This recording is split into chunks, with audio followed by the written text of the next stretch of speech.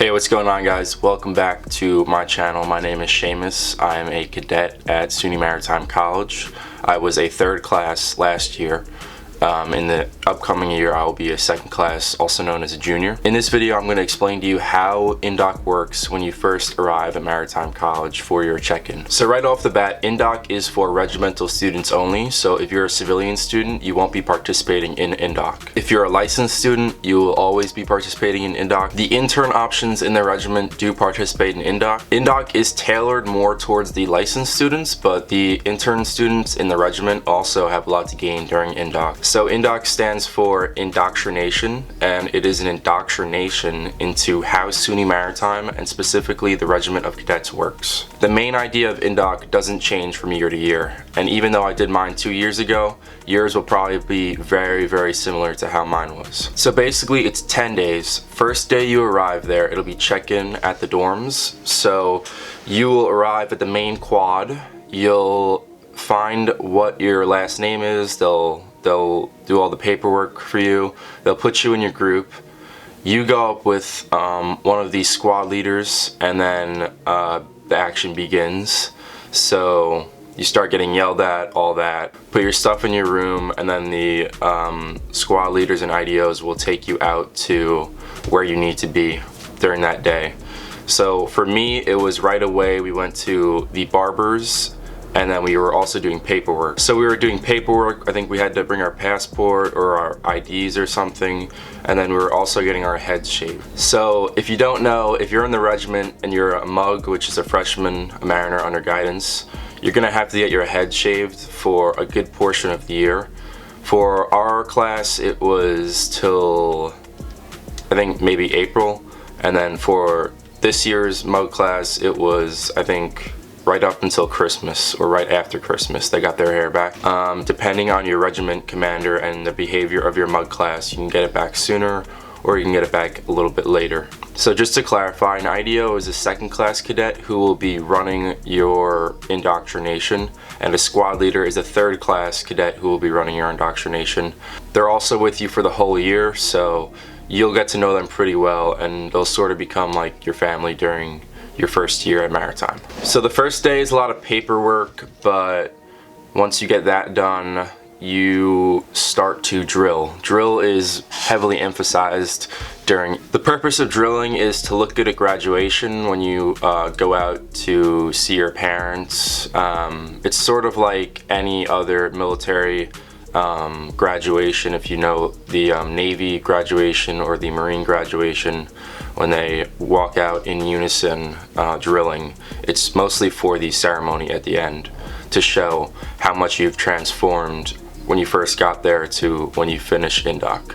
Drill will sort of tell you whether or not you really want to be there. There will be some times where you have to stand in one place for an hour straight, specifically at graduation, and from the beginning to end to Indoc, they'll sort of get you ready for that mentally and physically. So throughout your 10 days at Maritime, you're going to be learning stuff about the school, you're going to be learning stuff about the ship, and you're going to be learning stuff about yourself. A lot of kids drop out during Indoc, and this is sort of a realization of the fact that they didn't really want to sign up for something like this. So a lot of them drop and become civilian students. Some transfer out and some stay as civilian students. So while you're in Indoc, you're going to sleep on the ship. At least that's what my class did. So we put all of our stuff from check-in into our rooms, but we actually stayed on the ship. We slept on the ship. It was actually pretty fun to do that with your section members, and it's a good bonding experience, and it's a good precursor to cruise for all the licensed students, so it'll get you used to how the ship works. You might be staying in the exact same place that you do during Indoc as you will on cruise, so it's a good familiarization, and just generally being on the ship, it will be a good familiarization for a cruise. The intern options won't be on summer cruise, obviously, but your jobs will relate to the maritime industry in some day if you graduate and choose to pursue something in the maritime industry. So it's good to have a lot of knowledge about ships and how they operate and function. Even when you do your internships in the summer, you will be doing stuff related to the maritime industry, obviously, because you're going to maritime, you're in the Regiment of Cadets. So you do PT every morning while you're at Indoc. You'll wake up before the sun gets up. By the time you finish PT, the sun will be up probably. So that's probably you're waking up at like 5:30, 6 a.m. It feels like you're getting no sleep during Indoc because you are doing physical activity all day. So you could be going to bed at 11, waking up at 6, and that's 7 hours of sleep, but the amount of physical work that you're doing each day, drilling and doing PT, it can really wipe you out. So for me personally, I would finish my day and then we would be back on the ship. As soon as we could go to bed, I would be out like a light. There was no, I didn't even socialize during Indoc. Like I made all my friends after Indoc. In my opinion, you probably should socialize at Indoc. I did during the day, but just during the night, I was not talking to people on the ship. I was out like a light. So basically, if you're on remedial, you'll be doing PT twice a day, while the kids who pass the PRT, during the time that you're doing your second remedial, they'll be doing other evolutions and some more fun stuff. I heard while I was on remedial that they were doing O course, the stuff that we do for the Navy, Marine Corps mostly. They were doing games on the ship, just more fun stuff than straight up working out a second time during Indoc. If you can avoid being on remedial, then I would highly suggest that you do that. So during Indoc, you'll be doing mostly ship familiarization stuff. I think that one day we did an entire evolution on lifeboats and safety. So as well with the lifeboat thing, we were doing lifeboat drills, learning the ship signals. Then another day we were doing deck familiarization, so how you throw the mooring lines in and out through the messenger line, stuff like that. Another day we were doing firefighting, so basically just beginner firefighting on ships and doing drills and that sort of stuff. We also did monomoys, which is basically you work together with another group of people and you're like rowing this monomoy thing.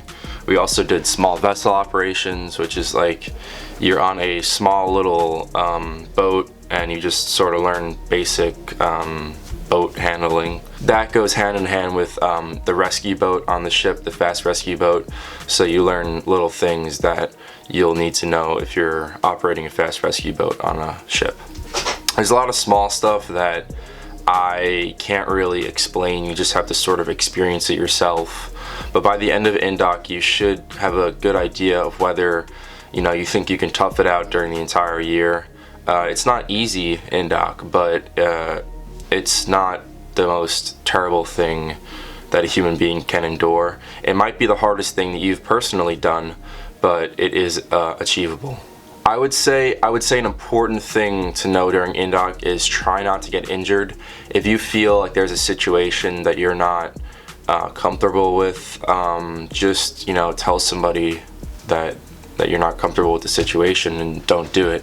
You want to do what your squad leaders and IDOs are telling you to do. An important part of being on a ship is listening to orders and performing them, because if people don't perform orders that they're supposed to be doing, the ship can fall apart out in the ocean and it could cost people lives at sea. But if there's something not clicking in your head, just raise your hand and ask what's up. You don't want to do something that'll get you injured or potentially take you out of Indoc, because if you can't complete Indoc, if you're too injured, they can roll you out of Indoc and then you will no longer be part of the regiment of cadets. You won't be part of the MUG class. You'll be a civilian. Or just be like, well, what's going on here? Ask a question. Don't be afraid to say something. A big part of ship culture now is safety. So if you're not comfortable with how something on the ship is going, you need to say something. So similar during Indoc. You just have to remember that you're not in the military. When you go to Maritime, you're training to be a merchant mariner. So perform the physical activities that they want you to do, but like PT and stuff like that. Just remember that you're not in the Marine Corps. You're not training to be in BUDS. You're not going to be a Navy SEAL. You're just trying to get your U.S. Coast Guard license. So just remember that during Indoc. Don't go so hard where you're risking yourself getting injured. You never want to do that. Avoid situations like that. But overall, Indoc is really fun. You're going to form a brotherhood that you didn't imagine that you could form with people in your section. The shared experience of going through Indoc bonds you into like brothers basically, but Indoc is sort of the tip of the iceberg of what you'll be experiencing at Maritime, and you'll be bonding with the people in your section even more throughout the year. I would say just get in shape physically, do calisthenics. You don't have to be in the weight room doing big lifts. You just have to be doing push-ups, sit-ups, and running. I would also say get in the right mindset. You know, you're going to be away from the rest of civilization for 10 days doing monotonous activities. You'll have no cell phone access. You won't have the time of day. So just get your mind ready for that. It's nothing crazy, but just, you know, get it ready. And try to have fun during Indoc. It's not all craziness, do this, do that, yelling. There are a lot of good moments that you'll have with your squad leaders, IDOs, and the people in your section, so enjoy it. Now regarding coronavirus, I'm not sure how it's going to work. Right now, I would think that Indoc is going to continue as it normally would, so I would say don't count on Indoc being canceled, just get ready for Indoc, focus on the task at hand. I would think that the whole coronavirus thing will be settled by the time Indoc starts, which is late August. There's a while till late August, so you should be fine with that. So that's also dependent on when cruise is. Cruise might be in the fall, which means that a lot of the regimental kids won't be on campus. So Indoc might have to be run by some of the non-licensed kids, but I don't want to speculate on what's going to happen with that. But yeah, just get ready for Indoc. So other than that, subscribe to my channel for more updates about the Maritime College or maritime industry, and like the video and comment if you have any questions or if you like the video.